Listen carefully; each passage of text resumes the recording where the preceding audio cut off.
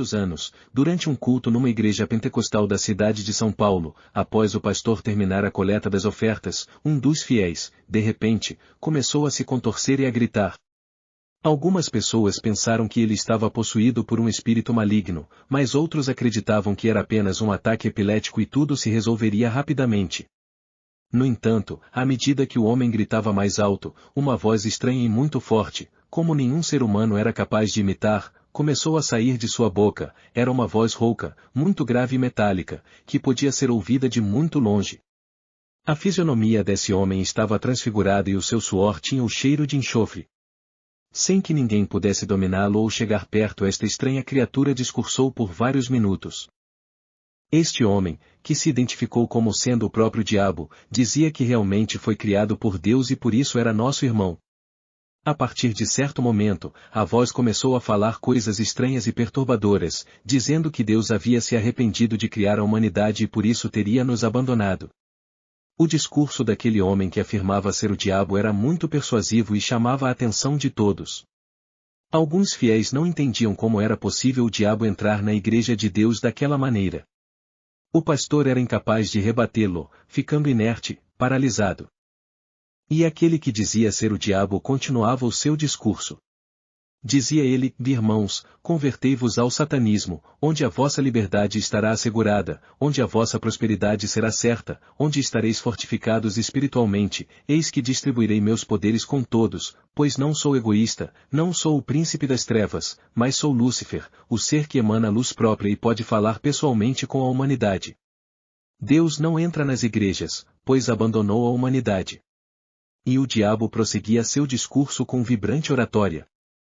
Irmãos, vinde a mim vós que estáis cansados de repartir o fruto do trabalho com os exploradores da fé, e se ajuntai a mim para que seus desejos sejam satisfeitos e jamais reprimidos. Vinde a mim, pois estamos dentro da mesma vibração energética. Não caiam no falso discurso da moralidade cristã, pois é exatamente dentro das igrejas que acontecem as maiores barbaridades de concupiscência, corrupção, luxúria e exploração sexual, inclusive de criaturas inocentes. O diabo enchia a boca, e, transfigurado, mostrava orgulho por perceber que seu discurso começava a convencer diversos fiéis. Parecia que até o pastor estava gostando daquilo que ouvia. Lúcifer, então, começou a se tornar cada vez mais simpático, e mais convincente.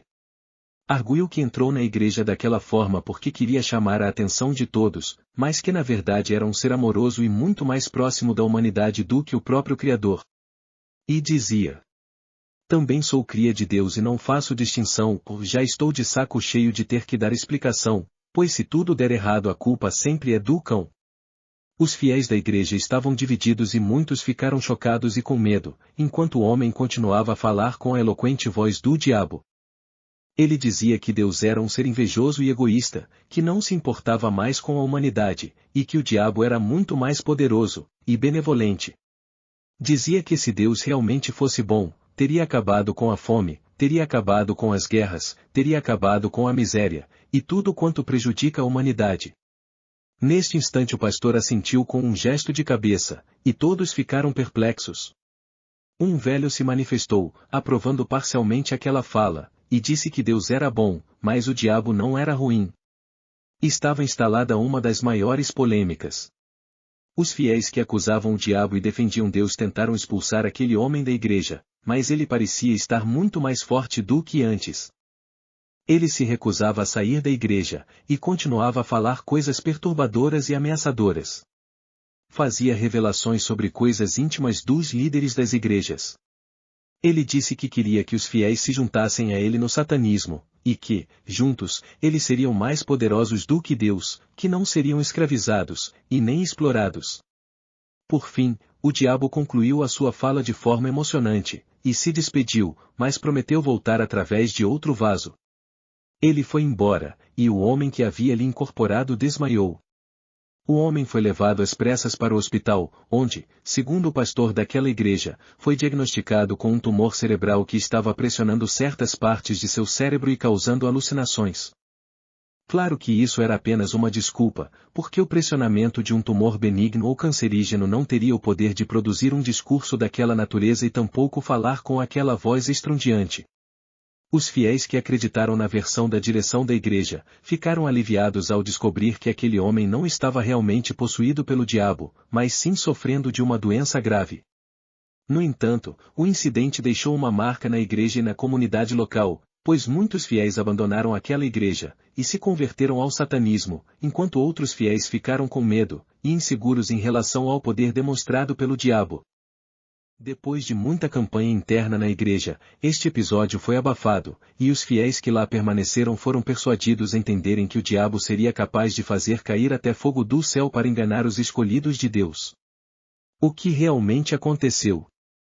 Foi mesmo o diabo, que incorporou no homem. Deixe o seu comentário. E, se gostou do vídeo, deixe o seu like, e não se esqueça de compartilhar e se inscrever no canal, pois isso será uma forma de estar nos ajudando. Muito obrigado por chegar até o fim.